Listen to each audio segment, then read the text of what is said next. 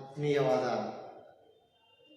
BA final year 5th ಸೆಮಿಸ್ಟರ್ನ ವಿದ್ಯಾರ್ಥಿನಿಯರಿಗೆ ಮತ್ತೊಮ್ಮೆ ಇತಿಹಾಸ ವಿಭಾಗದ ಈ ಆನ್ಲೈನ್ ತರಗತಿಗೆ ಆತ್ಮೀಯವಾದಂಥ ಸ್ವಾಗತ.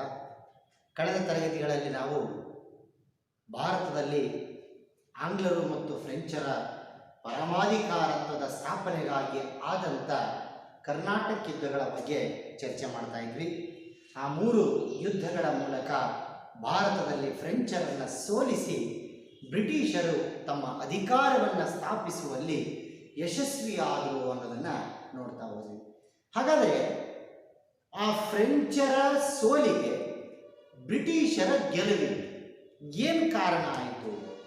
ಇಬ್ಬರೂ ಕೂಡ ಸರಿಸಮಾನವಾದಂಥ ಸಾಮರ್ಥ್ಯವನ್ನು ಹೊಂದಿದ್ದಾಗಲೂ ಕೂಡ ಈ ಕರ್ನಾಟಕ ಯುದ್ಧಗಳಲ್ಲಿ ಫ್ರೆಂಚರ ಸೋಲು ಯಾಕಾಯಿತು, ಬ್ರಿಟಿಷರ ಗೆಲುವು ಯಾಕಾಯಿತು, ಅದನ್ನು ಇವತ್ತಿನ ಈ ಆನ್ಲೈನ್ ತರಗತಿಯಲ್ಲಿ ತಿಳ್ಕೊಳ್ಳುವಂಥ ಪ್ರಯತ್ನ ಮಾಡೋಣ. ಕರ್ನಾಟಕ ಯುದ್ಧದಲ್ಲಿ ಫ್ರೆಂಚರ ಸೋಲಿಗೆ ಕಾರಣಗಳು. ಕರ್ನಾಟಕ ಯುದ್ಧದಲ್ಲಿ ಫ್ರೆಂಚರ ಸೋಲಿಗೆ ಕಾರಣಗಳು, ಅದನ್ನು ನಾವು ಈ ರೀತಿ ಹೇಳಬಹುದು. ಕರ್ನಾಟಕ ಯುದ್ಧದಲ್ಲಿ ಬ್ರಿಟಿಷರ ಗೆಲುವಿಗೆ ಕಾರಣವಾದಂಥ ಅಂಶಗಳು. ಹಾಗಾದರೆ ಒಂದೊಂದಾಗಿ ನಾವು ನೋಡ್ತಾ ಹೋಗೋಣ. ಫಸ್ಟ್ ಪಾಯಿಂಟ್, ಬ್ರಿಟಿಷ್ ಕಂಪನಿಯ ಉತ್ತಮ ಸ್ಥಿತಿ. ದ ಸೆಕೆಂಡ್ ಪಾಯಿಂಟ್, ಬ್ರಿಟಿಷರ ಸದೃಢ ಆರ್ಥಿಕ ಸ್ಥಿತಿ. ದ ಥರ್ಡ್ ಪಾಯಿಂಟ್, ಇಂಗ್ಲಿಷ್ ನೌಕಾಪಡೆಯ ಶ್ರೇಷ್ಠತೆ. ದ ಫೋರ್ತ್ ಪಾಯಿಂಟ್, ಬ್ರಿಟಿಷರ ಉತ್ತಮ ವ್ಯಾಪಾರ ನೆಲೆಗಳು. ದ ಫಿಫ್ತ್ ಪಾಯಿಂಟ್, ಬ್ರಿಟಿಷರು ಬಂಗಾಳದ ಮೇಲೆ ಹಿಡಿತ ಸಾಧಿಸಿದ್ದು. ದ ಸಿಕ್ಸ್ತ್ ಪಾಯಿಂಟ್, ಫ್ರೆಂಚರ ದ್ವಂದ್ವ ನೀತಿ. ದ ಸೆವೆಂತ್ ಪಾಯಿಂಟ್, ಬ್ರಿಟಿಷರ ಉತ್ತಮ ನಾಯಕತ್ವ. ದ ಏಟ್ ಪಾಯಿಂಟ್, ಬ್ರಿಟಿಷರ ಪುರಸ್ಕಾರಗಳು. ದ ನೈನ್ತ್ ಪಾಯಿಂಟ್, ಡೂಪ್ಲೆಯ ವಾಪಸಾತಿ. ದ 10th ಪಾಯಿಂಟ್, ಯುರೋಪಿನ ರಾಜಕೀಯ ಸ್ಥಿತಿ. ಈ ಎಲ್ಲ ಅಂಶಗಳು ಫ್ರೆಂಚರ ಸೋಲಿಗೆ, ಕರ್ನಾಟಕ ಯುದ್ಧದಲ್ಲಿ ಫ್ರೆಂಚರ ಸೋಲಿಗೆ ಕಾರಣವಾದಂಥ ಅಂಶಗಳು. ಹಾಗಾದರೆ ಈ ಫ್ರೆಂಚರ ಸೋಲು ಏನಾಯಿತು ಅನ್ನೋದನ್ನ ಒಂದೊಂದಾಗಿ ನೋಡೋಣ. ಬ್ರಿಟಿಷ್ ಕಂಪನಿಯ ಉತ್ತಮ ಸ್ಥಿತಿ. ಭಾರತದಲ್ಲಿ ವ್ಯಾಪಾರವನ್ನು ಸ್ಥಾಪಿಸಬೇಕು, ಪ್ರಾರಂಭ ಮಾಡಬೇಕು ಅನ್ನೋ ಕಾರಣಕ್ಕಾಗಿ ಬ್ರಿಟಿಷರು ಭಾರತದಲ್ಲಿ ಬ್ರಿಟಿಷ್ ಈಸ್ಟ್ ಇಂಡಿಯಾ ಕಂಪನಿಯನ್ನು ಸ್ಥಾಪಿಸಿದರು. ಅದರಂತೆ ಫ್ರೆಂಚರೂ ಕೂಡ ಭಾರತದಲ್ಲಿ ಫ್ರೆಂಚ್ ಈಸ್ಟ್ ಇಂಡಿಯಾ ಕಂಪನಿಯನ್ನು ಸ್ಥಾಪಿಸಿದರು. ಈ ಎರಡೂ ಕಂಪನಿಗಳ ನಡುವೆ ಯಾವ ಕಂಪನಿಯ ಸ್ಥಿತಿ ಉತ್ತಮವಾಗಿತ್ತು ಅಂದರೆ ಬ್ರಿಟಿಷ್ ಕಂಪನಿಯ ಸ್ಥಿತಿ ಉತ್ತಮ ಆಗಿತ್ತು. ಯಾಕೆ ಅಂದರೆ ಭಾರತದಲ್ಲಿದ್ದಂಥ ಈ ಎರಡೂ ಕಂಪನಿಗಳಲ್ಲಿ ಅಧಿಕ ಸ್ವತಂತ್ರ ಅಧಿಕಾರ ಯಾವ ಕಂಪನಿಗಿತ್ತು ಅಂದರೆ ಬ್ರಿಟಿಷ್ ಈಸ್ಟ್ ಇಂಡಿಯಾ ಕಂಪನಿಗಿತ್ತು. ಅಂದರೆ ಇಂಗ್ಲೆಂಡ್ ಸರ್ಕಾರ ಭಾರತದಲ್ಲಿದ್ದಂಥ ಬ್ರಿಟಿಷ್ ಈಸ್ಟ್ ಇಂಡಿಯಾ ಕಂಪನಿಯ ವ್ಯವಹಾರಗಳಿಗೆ ಹಸ್ತಕ್ಷೇಪ ಮಾಡ್ತಾ ಇರಲಿಲ್ಲ. ಭಾರತದಲ್ಲಿದ್ದಂಥ ಬ್ರಿಟಿಷ್ ಈಸ್ಟ್ ಇಂಡಿಯಾ ಕಂಪನಿ ಸ್ವತಂತ್ರವಾಗಿ ಕಾರ್ಯನಿರ್ವಹಿಸುವಂಥ ಅಧಿಕಾರವನ್ನು ನೀಡಲಾಗಿತ್ತು ಅಂತೇಳಿ ನಾವು ಹೇಳ್ಬೋದು. ಆದರೆ ಈ ಕಡೆ French East India company French ಸರ್ಕಾರದ ಹಿಡಿತಕ್ಕೆ ಒಳಪಟ್ಟಿತ್ತು. ಫ್ರೆಂಚ್ ಈಸ್ಟ್ ಇಂಡಿಯಾ ಕಂಪನಿ ಭಾರತದಲ್ಲಿ ಯಾವುದಾದರೂ ಒಂದು ಬದಲಾವಣೆಯನ್ನು ತರಬೇಕು ಅಂದರೆ ಅದು ನೇರವಾಗಿ ಯಾರ ಅನುಮತಿಯನ್ನು ಪಡ್ಕೊಳ್ಬೇಕಾಗ್ತಿತ್ತು? ಫ್ರೆಂಚ್ ಸರ್ಕಾರದ ಅನುಮತಿಯನ್ನು ಪಡ್ಕೊಳ್ಬೇಕಾಗ್ತಿತ್ತು. ಹಾಗಾಗಿ ಫ್ರೆಂಚ್ ಕಂಪನಿ ಕಾಲಕಾಲಕ್ಕೆ ಭಾರತದ ಸ್ಥಿತಿಗತಿಗೆ ಅನುಗುಣವಾಗಿ ನಿರ್ಧಾರಗಳನ್ನು ತೆಗೆದುಕೊಳ್ಳೋದೇನಾಗ್ತಾ ಇತ್ತು? ವಿಳಂಬ ಆಗ್ತಾ ಇತ್ತು, ತಡವಾಗ್ತಾ ಇತ್ತು. ಆದರೆ ಬ್ರಿಟಿಷ್ ಕಂಪನಿ ಹಾಗಲ್ಲ. ಕಾಲಕಾಲಕ್ಕೆ ಭಾರತದ ಸ್ಥಿತಿಗತಿಯ ಅನುಗುಣವಾಗಿ ತಕ್ಷಣವೇ ನಿರ್ಧಾರಗಳನ್ನು ಕೈಗೊಂಡು ಅದನ್ನು ಕಾರ್ಯರೂಪಕ್ಕೆ ತರುವಂಥ ದಕ್ಷತೆ, ಸ್ಥಿತಿ ಬ್ರಿಟಿಷ್ ಈಸ್ಟ್ ಇಂಡಿಯಾ ಕಂಪನಿಗಿತ್ತು. ಹಾಗಾಗಿ ತಕ್ಷಣಕ್ಕೆ ಏನು ವ್ಯವಸ್ಥೆ ಬೇಕು, ಏನು ನಿಯಮ ಬದಲಾವಣೆ ಬೇಕು, ಅವುಗಳನ್ನು ನೇರವಾಗಿ ಬ್ರಿಟಿಷ್ ಈಸ್ಟ್ ಇಂಡಿಯಾ ಕಂಪನಿ ಇಲ್ಲೇ ಮಾಡ್ತಾ ಇತ್ತು. ಆದರೆ ಫ್ರೆಂಚ್ ಕಂಪನಿಯ ಅಧಿಕಾರ ಇರದೇ ಇರೋ ಕಾರಣಕ್ಕಾಗಿ ಪ್ರತಿಯೊಂದಕ್ಕೂ ಕೂಡ ಫ್ರೆಂಚ್ ಸರ್ಕಾರದ ಅನುಮತಿಗಾಗಿ ಫ್ರೆಂಚ್ ಈಸ್ಟ್ ಇಂಡಿಯಾ ಕಂಪನಿ ಕಾಯಬೇಕಾಗ್ತಿತ್ತು. ಈ ಕಂಪನಿಯ ದುಸ್ಥಿತಿ, ಫ್ರೆಂಚ್ ಕಂಪನಿಯ ದುಸ್ಥಿತಿ, ಬ್ರಿಟಿಷ್ ಕಂಪನಿಯ ಸುಸ್ಥಿತಿ ಬ್ರಿಟಿಷರ ಗೆಲುವಿಗೆ, ಫ್ರೆಂಚರ ಸೋಲಿಗೆ ಕಾರಣ ಆಗ್ತಾ ಹೋಯಿತು. ಎರಡನೇ ಅಂಶ, ಬ್ರಿಟಿಷ್ ಸದೃಢ ಆರ್ಥಿಕ ಸ್ಥಿತಿ. ಹಣ ಇಲ್ಲದೆ ನಾವು ಏನನ್ನೂ ಕೂಡ ಸಾಧಿಸೋಕೆ ಮಾಡೋದಕ್ಕೆ ಸಾಧ್ಯನೇ ಇಲ್ಲ. ಹಾಗಾಗಿ ಹಣ ಅಂದರೆ ಹೆಣನೂ ಬಾಯಿ ಬಿಡುತ್ತೆ ಅಂತ ಹೇಳ್ತೀವಿ ನಾವು. ಎಲ್ಲದಕ್ಕೂ ಕೂಡ ಹಣದ ಅವಶ್ಯಕತೆ ಅತ್ಯಗತ್ಯ ಅನ್ನೋದು ನಮಗೆ ನಿಮಗೆ ಗೊತ್ತಿರುವಂಥ ಸತ್ಯ. ಇಲ್ಲಿ ಬ್ರಿಟಿಷ್ ಕಂಪನಿಗೂ ಫ್ರೆಂಚ್ ಕಂಪನಿಗೂ ಹೋಲಿಕೆ ಮಾಡಿ ನೋಡಿದಾಗ ಬ್ರಿಟಿಷ್ ಕಂಪನಿ ಆರ್ಥಿಕವಾಗಿ ಬಲಾಢ್ಯವಾದಂಥ ಕಂಪನಿಯಾಗಿತ್ತು, ಆರ್ಥಿಕವಾಗಿ ಸದೃಢವಾದಂಥ ಕಂಪನಿಯಾಗಿತ್ತು. ಯಾವುದು? British company. ಆದರೆ ಫ್ರೆಂಚ್ ಕಂಪನಿ ಬ್ರಿಟಿಷ್ ಕಂಪನಿಗೆ ಹೋಲಿಕೆಯನ್ನು ಮಾಡಿದಾಗ ಇದು ಅಷ್ಟೊಂದು ಆರ್ಥಿಕವಾದಂಥ ಸದೃಢತೆಯನ್ನು ಏನಾಗಿರಲಿಲ್ಲ, ಹೊಂದಿರಲಿಲ್ಲ. ಯಾಕೆ ಅಂದರೆ ಇಂಗ್ಲೆಂಡ್ ಸರ್ಕಾರ ಬ್ರಿಟಿಷ್ ಕಂಪನಿಗೆ ಬೇಕಾಗುವಂಥ ಎಲ್ಲ ರೀತಿಯ ಆರ್ಥಿಕ ನೆರವನ್ನು ಧಾರಾಳವಾಗಿ ನೀಡ್ತಾ ಇತ್ತು. ಆದರೆ ಫ್ರೆಂಚ್ ಕಂಪನಿಗೆ ಫ್ರೆಂಚ್ ಸರ್ಕಾರ ಎಲ್ಲ ರೀತಿಯ ಆರ್ಥಿಕ ನೆರವನ್ನು ನೀಡ್ತಾ ಇರಲಿಲ್ಲ. ಸೊ ಹಾಗಾಗಿ ಕಂಪನಿ ಆರ್ಥಿಕವಾಗಿ ಸದೃಢ ಆಗಿದ್ದರಿಂದಾಗಿ ಬ್ರಿಟಿಷರು ಗೆಲುವನ್ನು ಸಾಧಿಸಿದರು.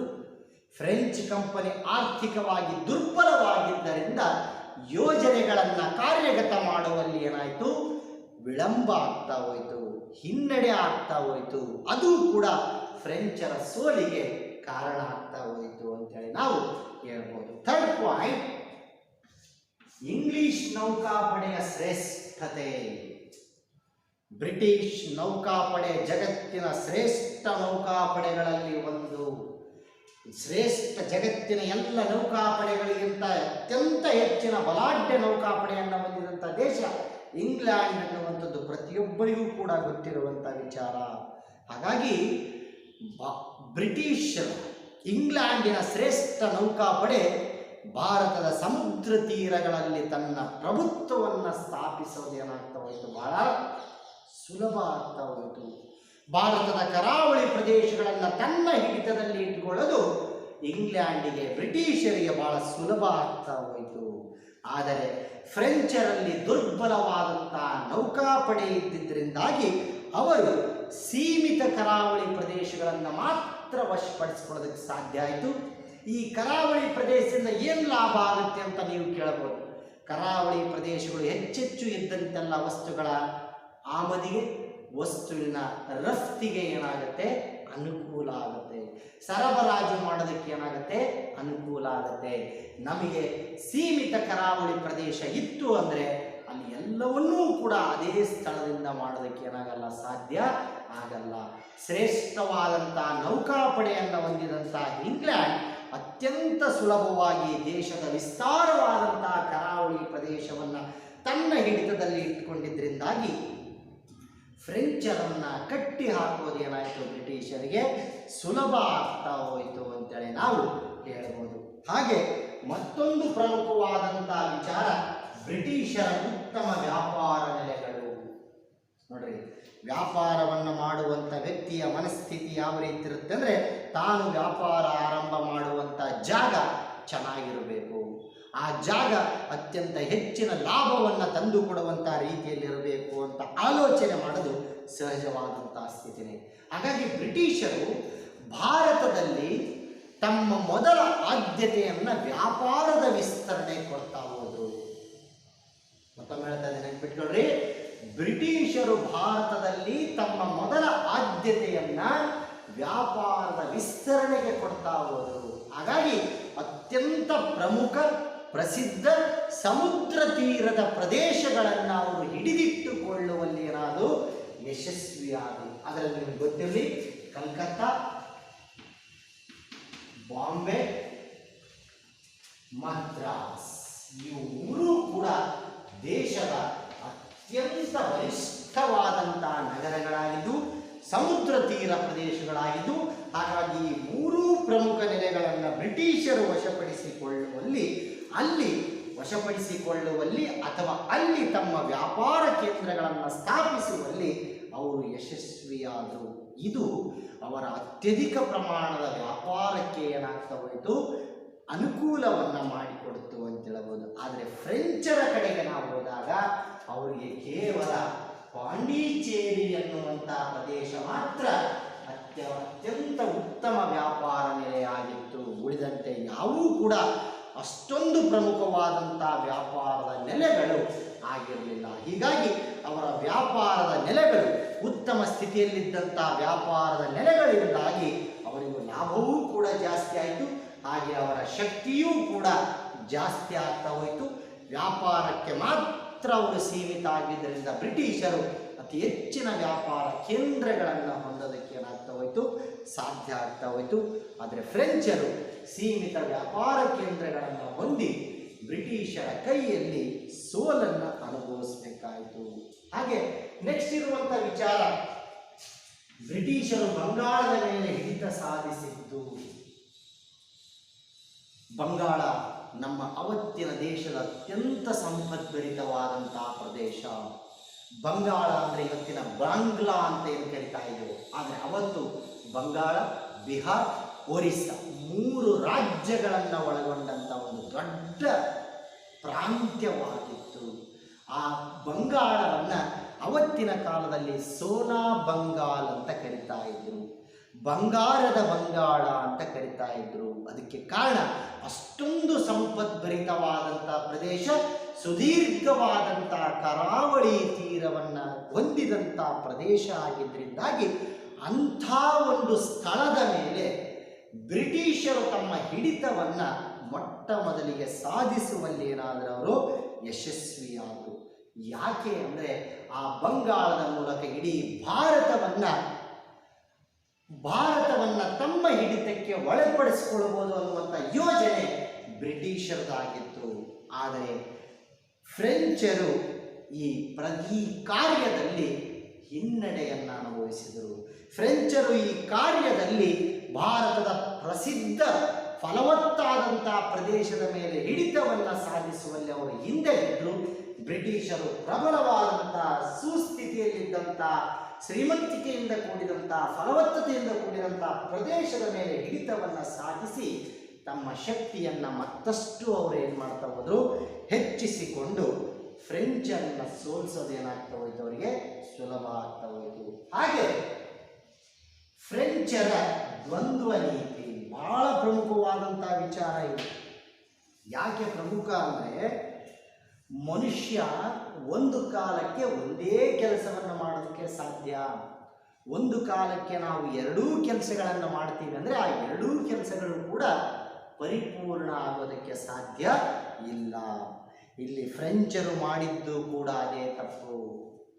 ಏನು ಅವರು ಮಾಡಿದ್ದು ತಪ್ಪು ಅಂದರೆ ಬ್ರಿಟಿಷರು ಏಕಕಾಲಕ್ಕೆ ಒಂದೇ ಉದ್ದೇಶವನ್ನು ಇಟ್ಟುಕೊಂಡು ಭಾರತಕ್ಕೆ ಬಂದರು. ಆರಂಭದ ದಿನಗಳಲ್ಲಿ ಏನದು ಉದ್ದೇಶ ಆಗಿತ್ತು, ಭಾರತದಲ್ಲಿ ವ್ಯಾಪಾರವನ್ನು ಬಲಿಷ್ಠಗೊಳಿಸಬೇಕು ಅನ್ನೋದು ಮಾತ್ರ ಅವರ ಉದ್ದೇಶ ಆಗಿತ್ತು. ಆದರೆ ಫ್ರೆಂಚರ ಉದ್ದೇಶ ಸ್ವಲ್ಪ ದ್ವಂದ್ವ ಇತ್ತು.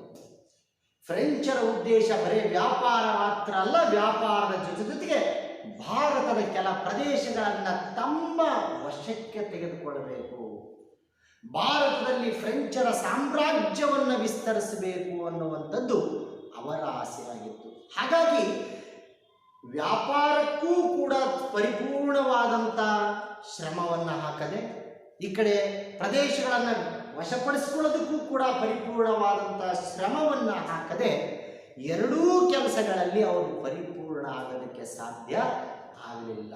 ದ್ವಂದ್ವ ನೀತಿ ಅಂತ ಕರಿತೀವಿ ನಾವು.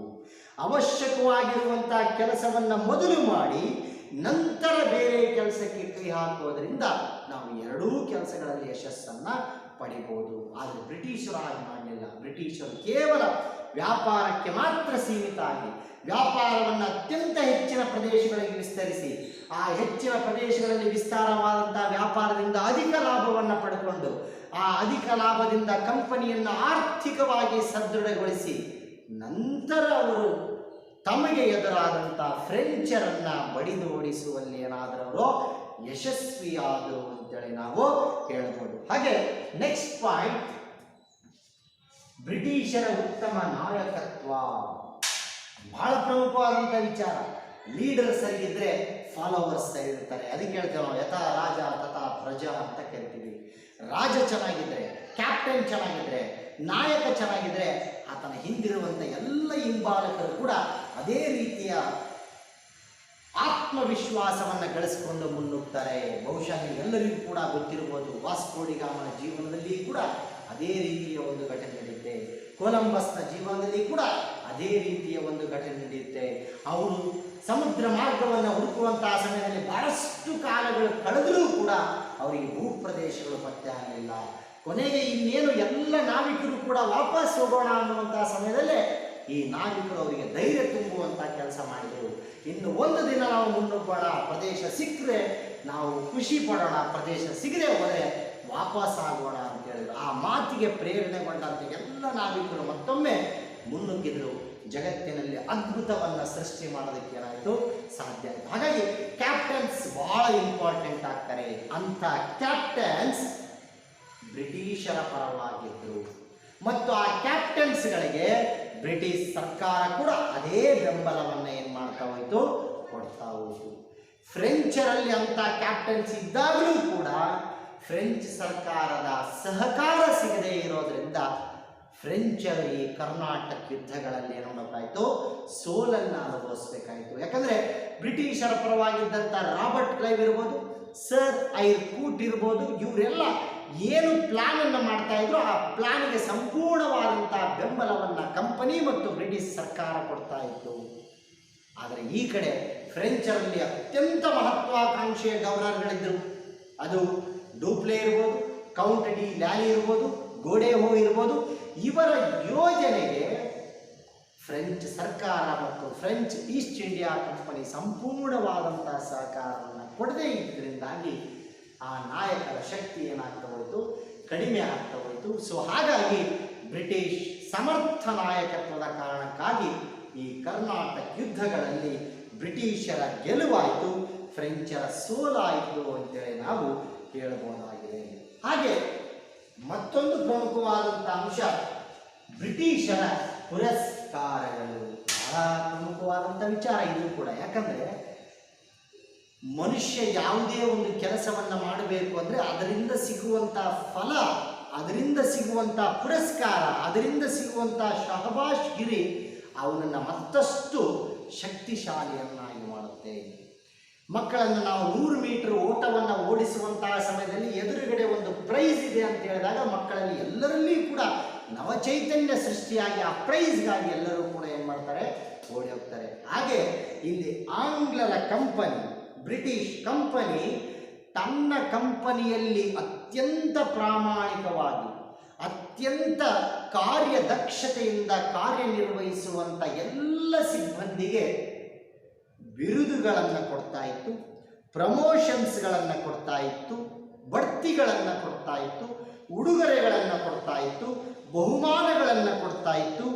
ಆಗ ಆ ಕಂಪನಿಯ ನೌಕರರಿಗೆ ಮತ್ತಷ್ಟು ಕಾರ್ಯ ಮಾಡುವಂಥ ಒಂದು ಶಕ್ತಿ ಅವರಲ್ಲಿ ಜಾಸ್ತಿಯಾಗಿ ಕಂಪನಿಗೋಸ್ಕರನೇ ಅವರು ತಮ್ಮ ಕೆಲಸವನ್ನು ಮಾಡುವಂಥ ಸ್ಥಿತಿ ನಿರ್ಮಾಣ ಆಯಿತು. ಆದರೆ ಈ ಕಡೆ ಫ್ರೆಂಚ್ ಕಂಪನಿಯಲ್ಲಿ ಯಾವುದೇ ರೀತಿಯ ಕಂಪನಿಯ ನೌಕರರಿಗೆ ಪುರಸ್ಕಾರಗಳಿರಲಿಲ್ಲ.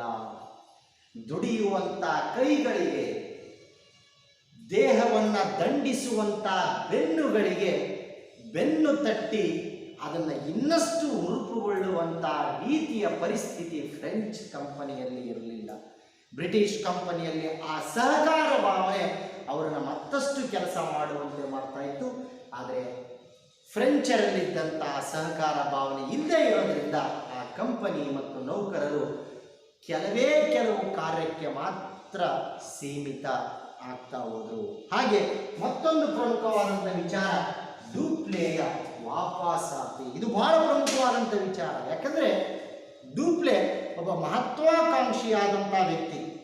ಆತ ಒಬ್ಬ ರಾಜನೀತಿಜ್ಞನಾಗಿದ್ದ, ದಕ್ಷ ಸೈನಿಕನಾಗಿದ್ದ, ಕಂಪನಿಯ ನಿಷ್ಠಾವಂತ ಸೇವಕನಾಗಿದ್ದ, ದಕ್ಷ ಆಡಳಿತಗಾರನೂ ಆಗಿದ್ದ.